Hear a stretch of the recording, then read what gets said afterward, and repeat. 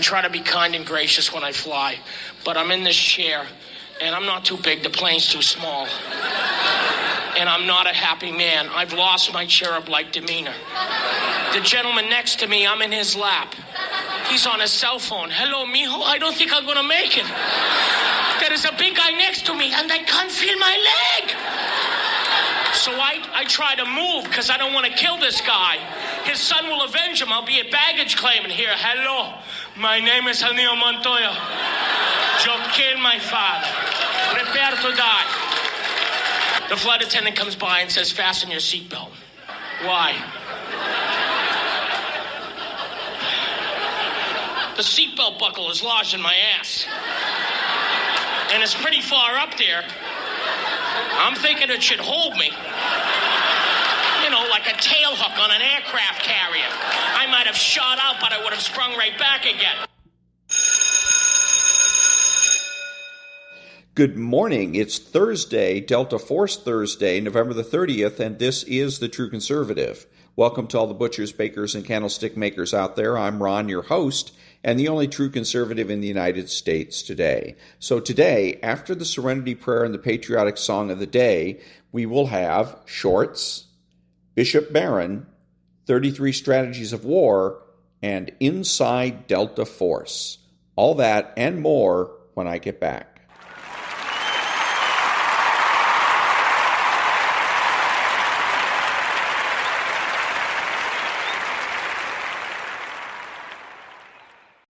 God, grant me the serenity to accept the things I shouldn't change, the courage to change the things I should, and the wisdom to know the difference. Amen.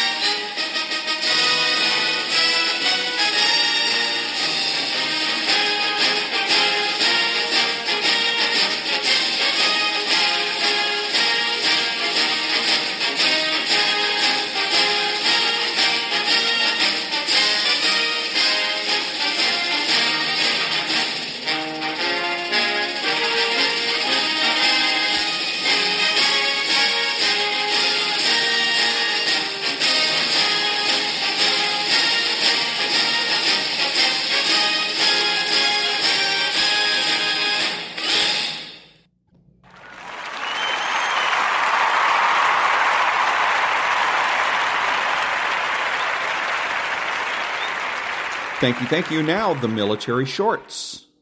Did you know in the movie Bridge of Spies, they simplified the portrayal of Gary Powers' shoot-down What they didn't mention is that the Soviets fired a whopping 13 of their new S-75 Dvina Guideline surface-to-air missiles at Powers, and they even sent aircraft after him. Now here's where it gets even more intense. One of those Guideline missiles accidentally took down a Soviet MiG-19, and the pilot, Senior Lieutenant Sergei Safronov, was wounded and ejected. He later succumbed to his injuries. Another Soviet aircraft, a brand new Su-9 Fishpot, tried to ram Powers in his U-2, but it missed. Because the drastic differences in speed, the Fishpot was screaming along at 844 miles per hour, while the U-2 was a relatively sedate 460 miles per hour.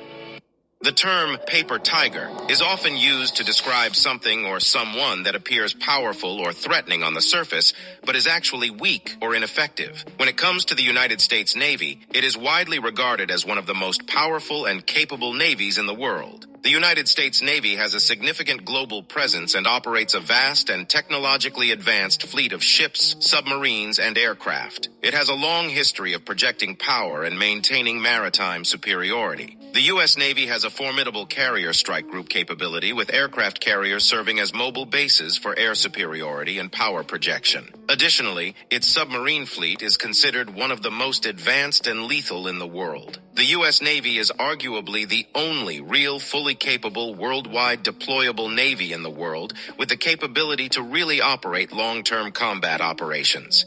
Now, does the Navy have some issues? Yes, but make no mistake, the U.S. Navy is no paper tiger. March 1799, Palestine. General Napoleon Bonaparte's French troops take the city of Jaffa in a bloody assault. That evening, French troops slaughter and pillage without mercy. An army doctor wrote, "Soldiers cut the throats of men and women, the old and young, Christians and Turks." Over the next few days, 3,000 Ottoman prisoners who'd been promised their lives were taken to the beach and massacred. French soldiers used bayonets to save ammunition. Napoleon's defense? He could not spare the men to guard so many prisoners. Some had been captured before and broken oaths not to fight France again. He could not feed them. There was no formal concept of war crimes in the 18th century, but Napoleon's orders at Jaffa were a lingering stain on his reputation, vigorously exploited by his enemies. Why the U.S. military cannot get rid of this propeller plane, even though it was designed almost 70 years ago, is not what you think. It's simple. The C-130 Hercules can do things that the C-5 Galaxy and the C-17 Globemaster cannot do, even though they're larger, faster, and have turbofan engines. See, when the airplane has to land on unprepared airstrips, like gravel, dirt, and clay, turboprop engines are much more resilient for delivering troops and cargo to the battlefield. And if it rains and the runway gets all muddy, larger airplanes would simply sink under their own weight. The C-130 still holds the record as the largest airplane to ever take off without catapults and land on a carrier without using arresting cables. That's because turboprops require significantly shorter runways to take off and land. And because they can fly at lower speeds, they're able to perform things like low-altitude parachute extractions, where the C-130 drops off equipment like a tank close to the ground without ever stopping. But this technique can be quite dangerous if the airplane's approach is too steep and the pilot fails to pull up in time. Hundreds of illegal oil refining labs are fueling the cocaine trade in Colombia, and a special police force is hunting them down and destroying them one by one. The labs are run by locals who steal crude oil from a nearby pipeline and turn it into gasoline. That low-quality fuel is one of the main ingredients in another illegal product, cocaine. Colombia is the top cocaine producer in the world. The government is cracking down on every part of the cocaine production cycle, including the illegal oil refineries. Bringing in helicopters to remove the oil isn't a practical option in this dense jungle. So the only way to destroy this refinery and the remaining Pategrillo is to blow it up. But the fuel can burn for hours, causing pollution. Why millions of rounds of ammunition were abandoned in a mine is not what you think. In May 2023, a huge weapons stockpile was discovered in the Soledar salt mines close to the front lines of the ongoing war in Ukraine. Deep within the mines lies a former Soviet weapons storage facility first established in the 1960s, now under Russian control. 500 feet underground, the numerous long galleries reportedly contain over 200,000 boxes of AKs, Maxims, and even a recoilless gun in various states of disrepair, with millions of rounds of ammunition. Even crates of untouched M1 Thompson submachine guns hailing back to the World War II Allied Lend-Lease program to the Soviet Union have been found. But why keep them here? Salt mines have very low humidity and are usually kept at constant temperatures, creating the perfect conditions to store materials without concerns of rust or deterioration. But as of July 2023, only some of these weapons have been distributed, with Thompsons making their way into the hands of Luhansk People's Republic militiamen, rather than frontline fighters, likely due to the obsolescence of these weapons. The three countries with the best air force. The first will surprise you. At number 3, China. Equipped with a crazy fleet of 3,000 aircraft, the People's Liberation Army Air Force has undergone a crazy makeover, relying on jets like the J-20 to compete at the top against other major powers. China's quick improvements are due to its improving defense budget every year. Number 2, Russia. They have a fleet of 4,200 aircraft. The Russian Air Force has a balance of old and new, with cutting-edge planes like the Su-57 and robust defense systems like the S-400. Over the years, Russia has always been a top player in the air. And finally, number 1. This nation is armed with over 13,000 aircraft, and with a defense budget of around $700 billion. This amount of money means they can only keep getting better, with fighter jets like the F-22 Raptor and F-35 Lightning. They are, without a doubt, the biggest and best force in the world. I'm talking about the United States. When two F-15s set off for what was supposed to be a 3-hour patrol as part of Operation Enduring Freedom, they had no idea that it would be nearly 16 hours before they made it back to base. The F-15s were each loaded down with AIM-9s, AIM-120s, and 9 GBU-12s, which they would soon put to good use. Flying over a pair of Taliban-controlled buildings that were believed to be command centers, they dropped a total of 8 GBU-12s on the buildings, which reduced them to rubble as they landed simultaneously. They then moved on to road reconnaissance, identifying and taking out a Taliban roadblock. By this time, they had already refueled several times, each refueling giving them an extra 60 to 90 minutes of loiter time. That meant that several hours had already passed when the pilots, getting ready to head back to base, were told to take out another Taliban-controlled building. After demolishing it with another pair of GBU-12s, the exhausted crews finally headed back to base, having flown for 15.5 straight hours with 12 refuelings. Envisioned as a groundbreaking giant stealth destroyer, encountered significant challenges and setbacks that led to its failure. One of the most significant hurdles faced by the Zumwalt-class program was the exorbitant cost overruns. Initially estimated to be a multi-billion-dollar project, the price tag skyrocketed, forcing the U.S. Navy to drastically reduce the number of ships planned for construction. What was once envisioned as a fleet of 32 vessels was scaled down to just 3. These cost overruns strained the Navy's budget and raised concerns about the feasibility of the project. Technical issues plagued the project, including problems with advanced weapon systems, propulsion, and the unique integrated power system.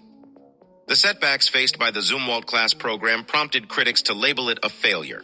The immense cost overruns and technical difficulties raised doubts about the ship's capabilities and whether it could truly deliver on its intended objectives. Saudi Arabia has approached Iran with a deal that they might not be able to refuse, with Saudi, according to Bloomberg, approaching Iran with an offer to boost cooperation and investments to its sanctioned economy if they stop their proxies from turning the Israel-Gaza war into a wider conflict. At the same time, though, Saudi Arabia is also pursuing another path with the U.S. And there, U.S. Assistant Secretary of State Barbara Leaf saying the U.S. is working with them and their Arab allies to stop Iran from weaponizing the Israel-Gaza war to strengthen its axis of resistance. And this is a continuation of Saudi's two-pronged approach to foreign affairs. They're trying to deepen ties with Iran and de-escalate with them while trying to normalize ties with Israel, achieve a two-state solution, and get a defense alliance with the U.S. And Bloomberg writing that it's unclear how serious Iran is taking Saudi's offer, but that a regional war has been averted so far. And reportedly, Saudi's main fear is that once this ceasefire ends, Israel will once again ignite the region in anger, making its goal of normalizing with Israel harder to achieve. But following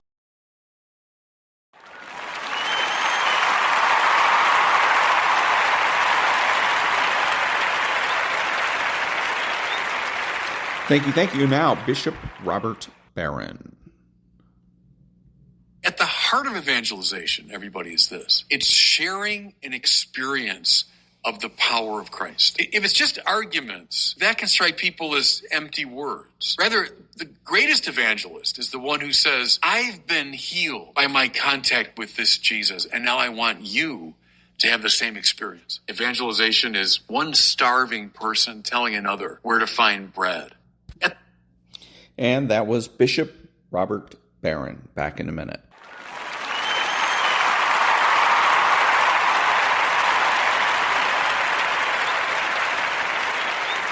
Thank you. And now, the first part of Chapter 1 of the 33 Strategies of War. Self-directed warfare. War, or any kind of conflict, is waged and won through strategy.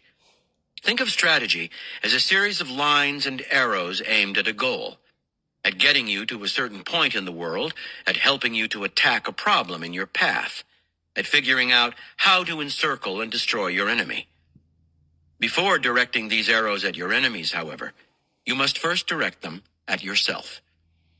Your mind is the starting point of all war and all strategy. A mind that is easily overwhelmed by emotion, that is rooted in the past instead of the present, that cannot see the world with clarity and urgency, will create strategies that will always miss the mark. To become a true strategist, you must take 3 steps. First, become aware of the weakness and illness that can take hold of the mind, warping its strategic powers. Second, declare a kind of war on yourself to make yourself move forward.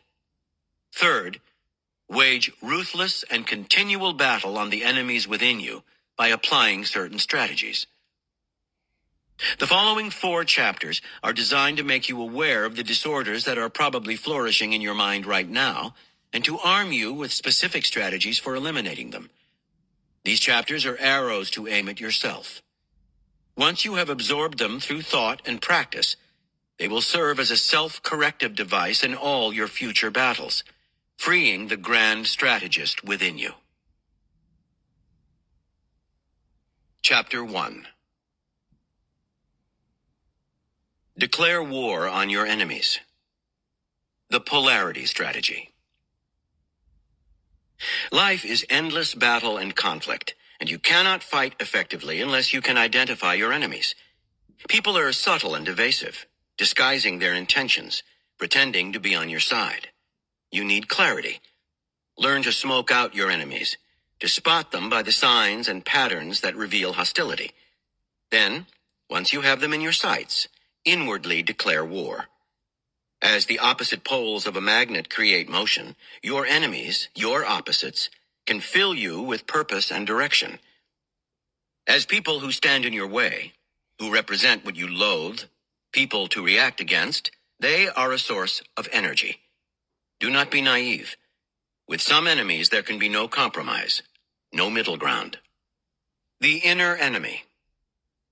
In the spring of 401 BC, Xenophon, a 30-year-old country gentleman who lived outside Athens, received an intriguing invitation. A friend was recruiting Greek soldiers to fight as mercenaries for Cyrus, brother of Persian king Artaxerxes, and asked him to go along. The request was somewhat unusual. The Greeks and the Persians had long been bitter enemies. Some 80 years earlier, in fact, Persia had tried to conquer Greece. But the Greeks, renowned fighters, had begun to offer their services to the highest bidder, and within the Persian Empire, there were rebellious cities that Cyrus wanted to punish. Greek mercenaries would be the perfect reinforcements in his large army.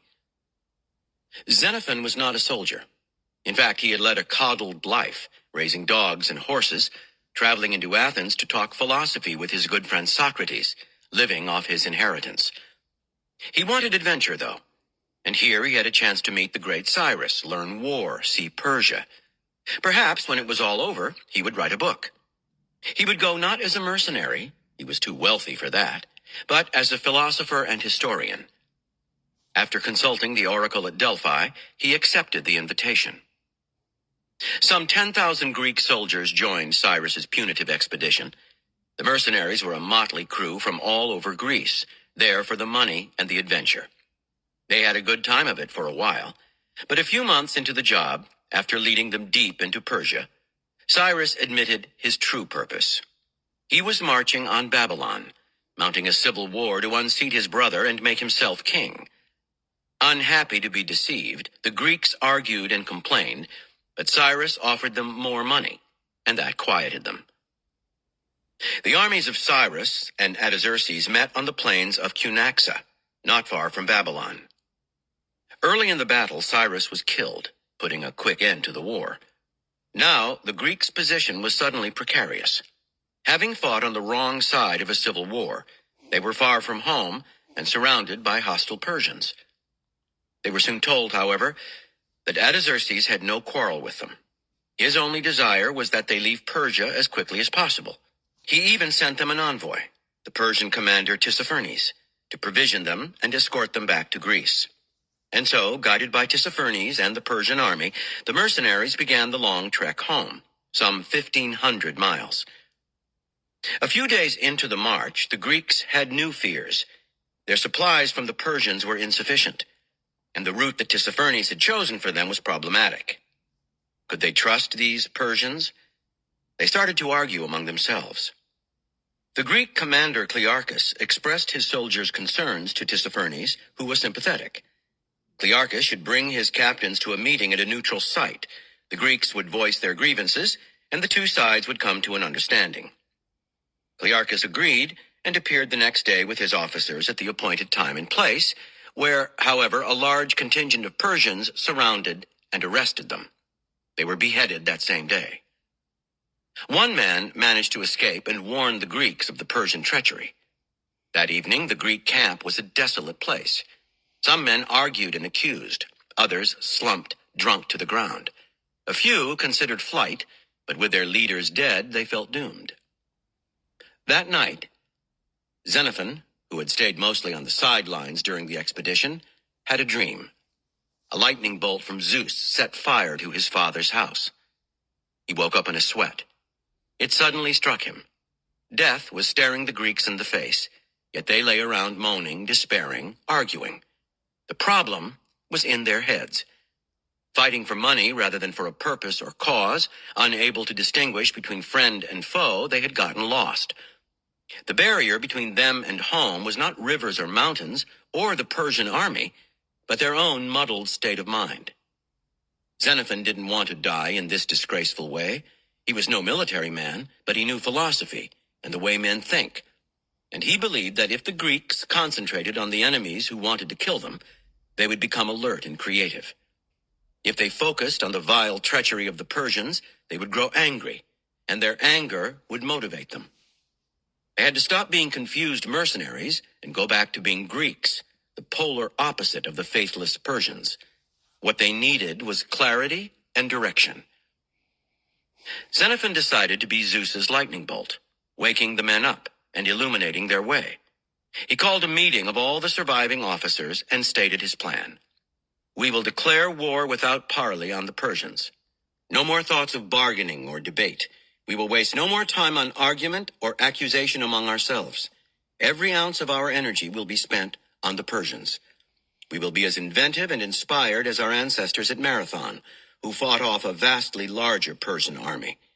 We will burn our wagons, live off the land, move fast.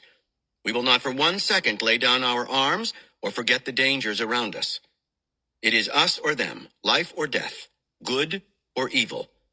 Should any man try to confuse us with clever talk or with vague ideas of appeasement, we will declare him too stupid and cowardly to be on our side, and we will drive him away. Let the Persians make us merciless. We must be consumed with one idea, getting home alive. The officers knew that Xenophon was right. The next day, a Persian officer came to see them, offering to act as an ambassador between them and Artaxerxes. Following Xenophon's counsel, he was quickly and rudely driven away.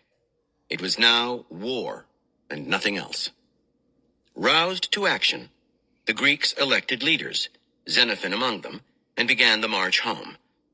Forced to depend on their wits, they quickly learned to adapt to the terrain, to avoid battle, to move at night.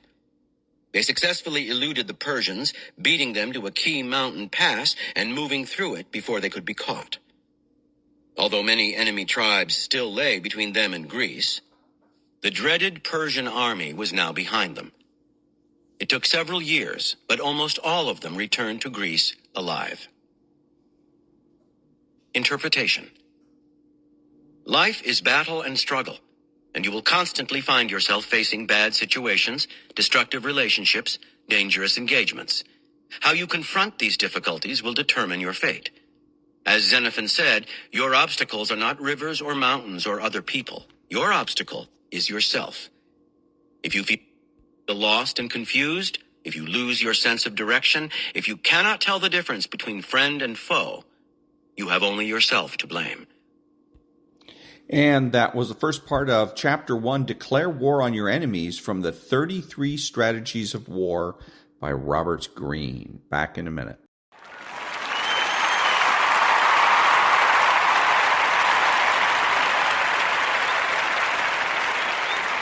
Thank you. Now, inside Delta Force. But that would only be to lay a false trail and then get back to the van.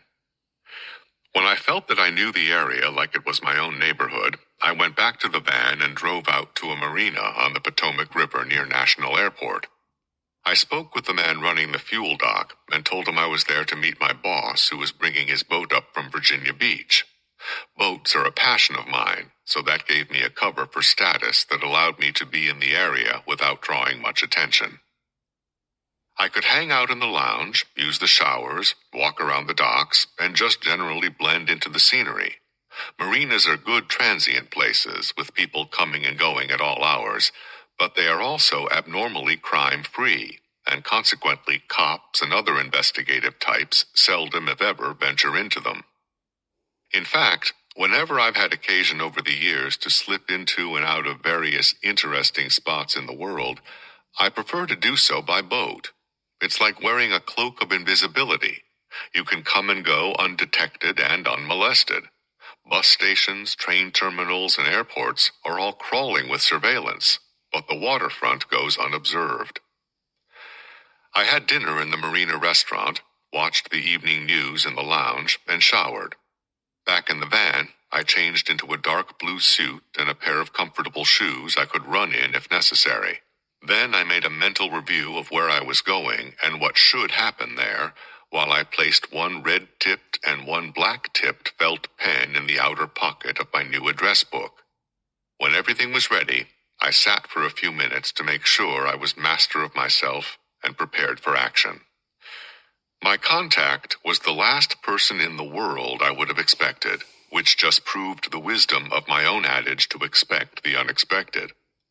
He was an exquisitely dressed man in his 60s, with a head full of elaborately coiffed silver hair, and he was as drunk as a lord.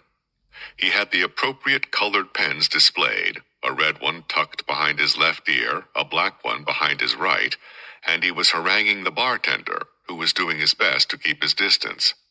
I slid onto the stool next to the guy, ordered a drink, and put my address book holding the colored pens on the bar between us.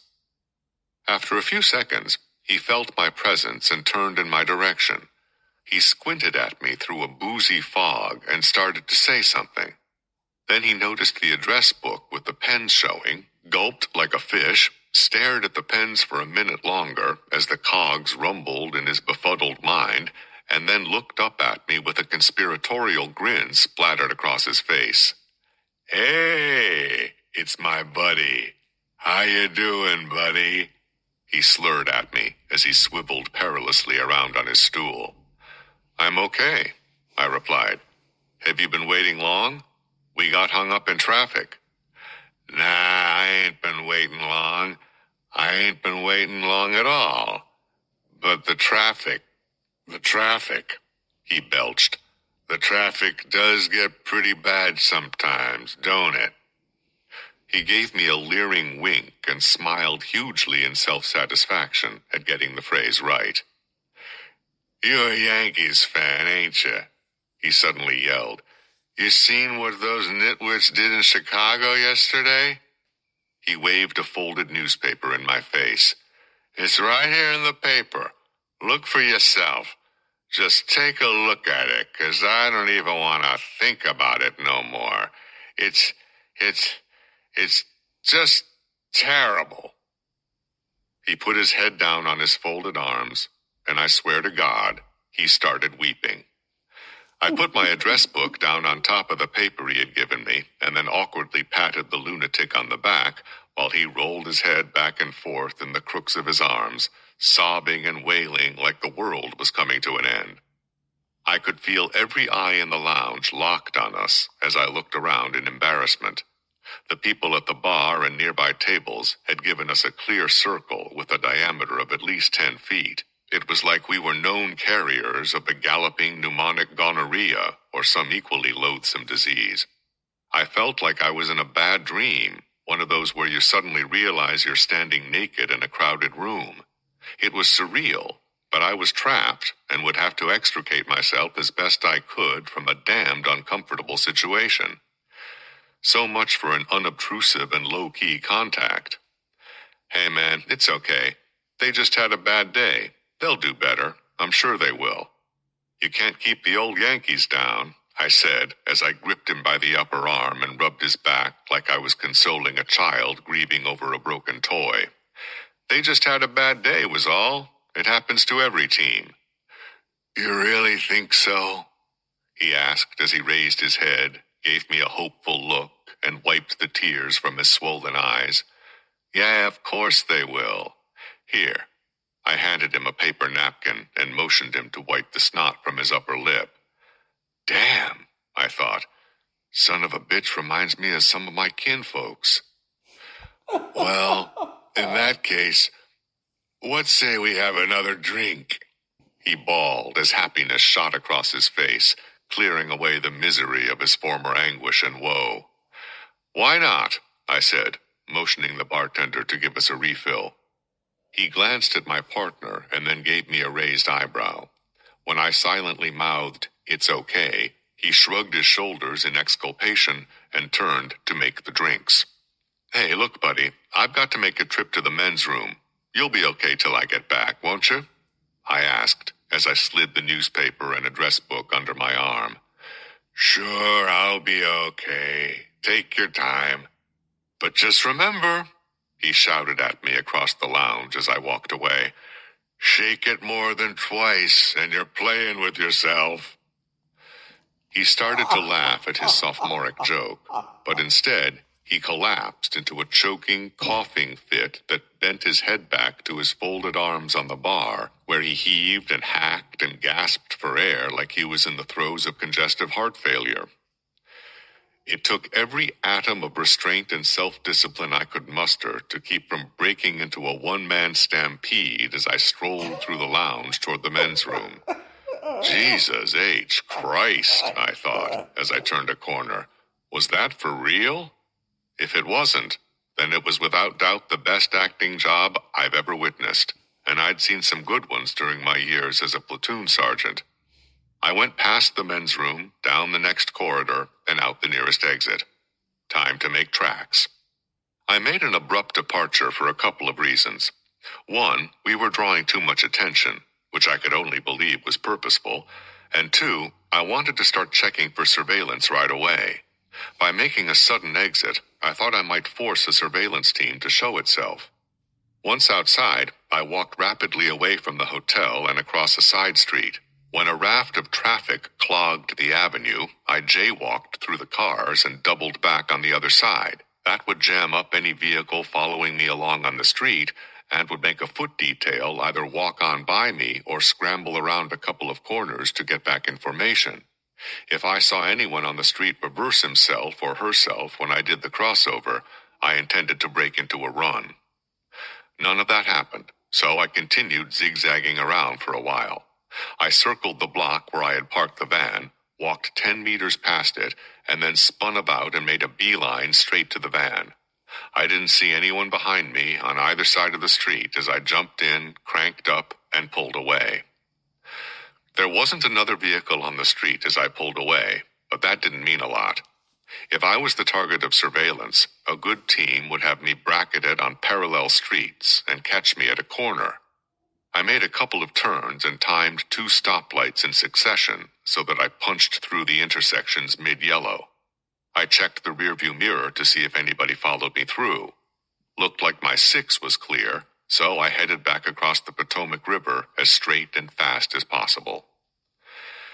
I cruised out toward Fort Myer and pulled into the back lot of a hotel across from the fort's main entrance. I changed out of my suit and into jeans, sweatshirt, running shoes, and a ball cap. Now I was back in the guise of a normal working-class guy. Once I changed my costume, I turned on the van's lights, wedged down the brake pedal with a tire iron, and climbed out to check the vehicle. The best way to make a vehicle easy to follow at night is to punch a small hole in a tail light. That lets a small spot of white light shine in the middle of the red lens, making the vehicle stand out from all the others. It's a simple trick, but it's damn effective. I was in luck. No holes. I checked all the lights and the blinkers. I didn't want a cop stopping me for a burned-out light. Next, I took my flashlight and checked all around and under the van, especially on the sides. Back at the marina, I had purposefully driven through several mud holes to throw a nice layer of muddy water and dirt on the sides of the van and underneath the chassis. Anybody screwing with it would wind up smearing or scuffing that faint dirt layer. No signs of that either. I knew there was only a small chance I would have been already targeted. The FBI would have only a limited number of agents they could throw into a training exercise like this. And having more than 20 of us wandering around Washington like tadpoles in a pond would make life difficult for even a large surveillance operation. But a healthy dose of paranoia isn't necessarily a bad thing, and I sure as hell didn't want to be apprehended and blow the final exercise. I was satisfied both that no one had tampered with my vehicle and that I hadn't been followed to this location. And as long as I had freedom of movement, I didn't think anyone could latch onto me. The danger areas where things could start to go bad were those choke points, the specific places I had to go, such as that last meeting. Those are the spots where a would-be tail could fall in behind me or I could be nabbed. When you set up an ambush, that spot is known as the kill zone. I was determined to head into those dangerous places with all the caution of a crippled antelope limping past a pride of lions. Back in the van, I pulled a manila envelope from the folds of the newspaper I had received from my drunken contact and read the contents. An index card clipped to a few sheets of paper read, "Mission, unload dead letter drop. See attached casing report." I put the card back in the envelope and looked at the other papers. Casing report, dead letter drop. 1. Location, Richmond, Virginia. 2. Description of area, inner city area frequented by people from all walks of life. 3. Drop site, middle telephone booth, number 648-9587, in a bank of 5 in left rear of lobby of Hotel Jefferson, 112 West Main Street. See sketch 2. 4. Specific drop location, underneath metal shelf inside booth. See sketch 1. 5. Size and type of container, magnetic key box attached to underside of shelf. 6. Servicing time, between 0800 and 22 hours only. 7. Cover, making telephone call. 8. Route. When unloading, first check load signal site, see sketch 2. Park vehicle and enter lobby of Jefferson Hotel through main entrance.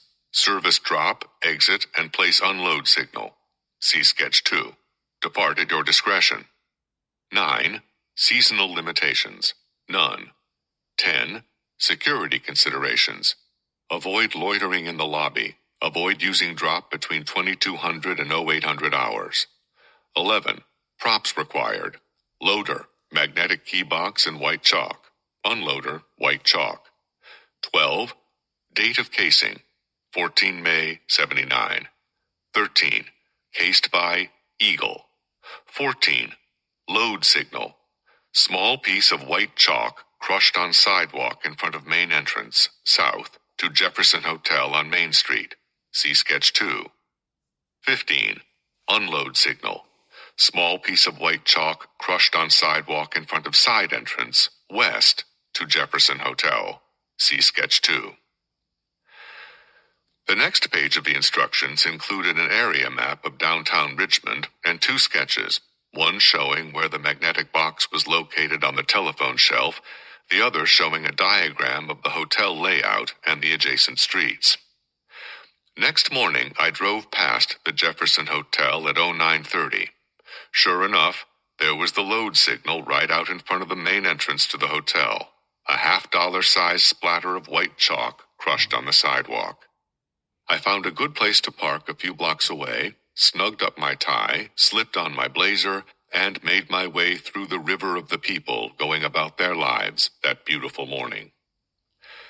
The Jefferson looked like it had been built sometime around the turn of the century. High ceilings, tall windows, worn carpets, and marble everywhere. Shabby gentility came to mind. She was one of those grand old Southern hotels that had been a social and cultural landmark in her day, but was now firmly in the dotage of her declining years. She probably would not be around much longer to grace the downtown scene. I said good morning to several elderly couples in the lobby as I made my way to the restroom for a quick stop. I dragged out my visit a little longer than necessary to see if anyone would lose patience and come in after me, then popped back out and crossed unobserved to the bank of phones on the opposite wall. I dropped a quarter in the phone slot and dialed the number I had memorized for the correct time. While leaning closely into the small phone cubicle, I slipped my free hand under the stainless steel shelf, palmed the magnetic box that was right where the diagram had indicated it would be, and slipped it into a jacket pocket. I said thanks to the recorded voice that was still counting off the minutes, hung up the phone, and made my way to the Jefferson Street exit. While walking back through the hotel lobby, I took a piece of chalk half the size of the last joint of my little finger from a jacket pocket and transferred it to the pocket of my slacks. I held it in my hand as I walked along.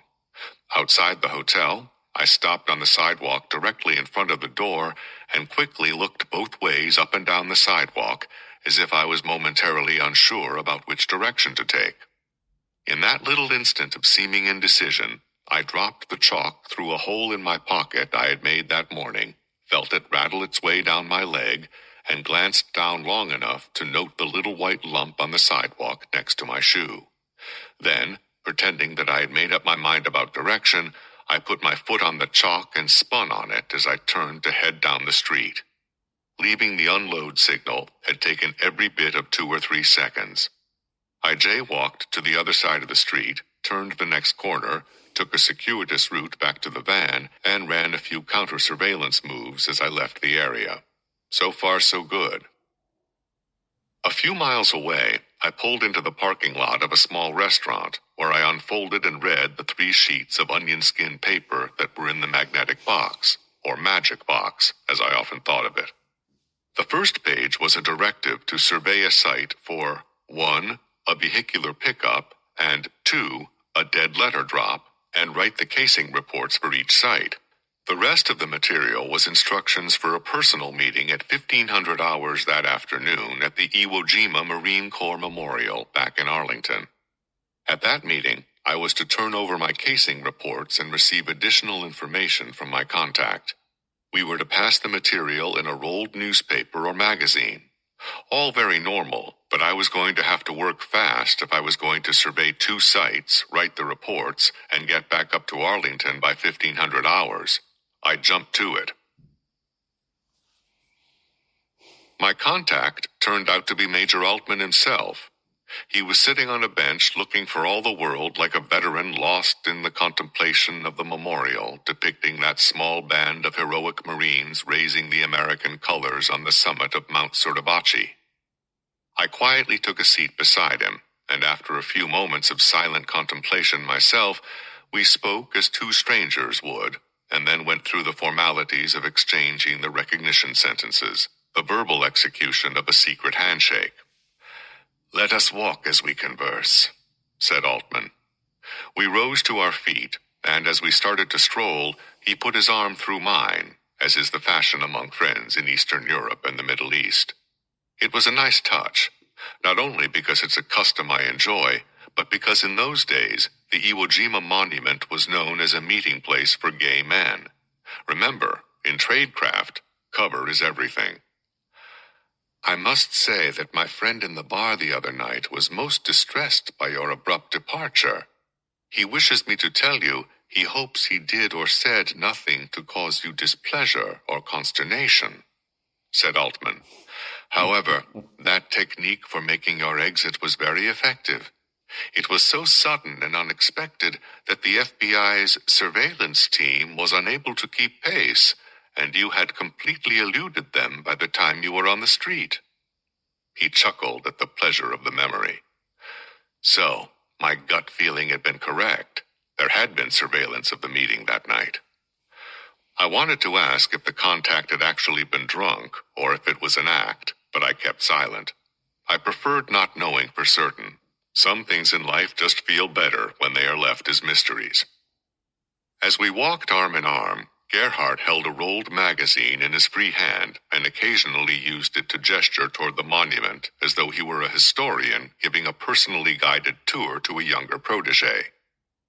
It has given me a great deal of satisfaction, he continued, that not one of your comrades has yet been caught in, shall we say, flagrante delicto by the team the FBI has assembled to run you to ground. In fact, I suspect the team leader is making excuses to his superior, even as we speak, as to why he has been so conspicuously unsuccessful in the effort. This has a special appeal to me, after having listened to his arrogant, and I should add insolent, opinion that it would be an elementary task to round up a bunch of amateur practitioners of the art. I am certain your tradecraft instructor will be pleased by the results so far. As he flourished his hand skyward for emphasis, he stumbled ever so slightly and dropped the magazine he was holding. Let me get that, I said. As I bent to retrieve the magazine from the ground at our feet, I exchanged it for the one I had been carrying. Thank you, my friend. Your young spine is more supple than the one I must contend with at this time of my life. He inclined his head in appreciation as he took the magazine I proffered. He stopped after another step or two and turned to face me. Do be alert, he said, looking into my face with twinkling eyes that had seen so much of the dark side of life. The tempo of the operation is going to increase. You and your comrades will be gathering into cells, which makes for a greater chance of compromise. And though this exercise began with feelings of mutual affinity, I fear that due to their lack of success, the FBI may now take this as a personal confrontation. Therefore, if you should find yourself in a situation where physical force is used against you, I believe you would be justified in responding in kind. He was smiling at the thought of that eventuality as we shook hands and departed for our separate destinations. The instructions I found in the magazine directed me to conduct a vehicular pickup of a subject at the Washington Mansion at Mount Vernon. And that was the next part of Preparing the Force from Inside Delta Force by Command Sergeant Major Haney, retired. Back in a minute.